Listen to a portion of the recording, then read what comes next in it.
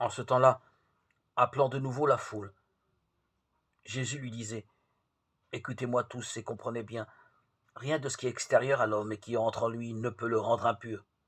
Mais ce qui sort de l'homme, voilà ce qui rend l'homme impur. » Quand il eut quitté la foule pour rentrer à la maison, ses disciples l'interrogeaient sur cette parabole. Alors il leur dit, « Êtes-vous donc sans intelligence, vous aussi? Ne comprenez-vous pas que tout ce qui entre dans l'homme en venant du dehors ne peut pas la rendre impure, parce que cela n'entre pas dans son cœur, mais dans son ventre, pour être éliminé?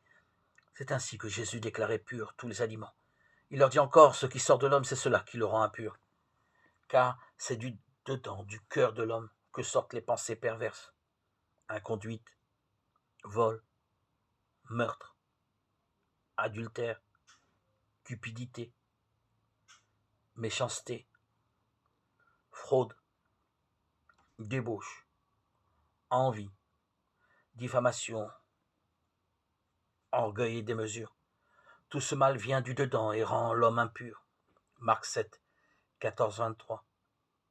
Les attaches de notre cœur à ce qui n'est pas Dieu nous éloignent des vraies valeurs de Jésus et de l'Évangile, et nous transforment en personnes rigides qui jugent les autres. Déjà, le prophète Ézéchiel parlait du changement d'un cœur de pierre en un cœur de chair. Ce qui fait de nous des personnes aimantes, ce sont les actes qui viennent d'un cœur de chair, c'est-à-dire capables d'aimer. Les disciples, habitués à la loi qui leur disait ce qui était pur et impur, ne comprenaient pas. Ils ne comprenaient pas l'enseignement de Jésus qui demandait de ne pas obéir mécaniquement, mais avec un discernement en profondeur. Que celui qui a des oreilles pour entendre, entende. Éveillez votre ouïe, votre œil, vos sens intérieurs pour entendre, voir, comprendre et agir avec justesse. Voilà ce que nous demande le Seigneur. Esprit Saint, donne-moi sagesse et intelligence.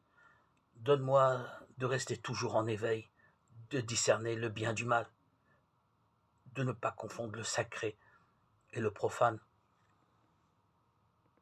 À toi, Seigneur, tout honneur et toute gloire pour les siècles des siècles.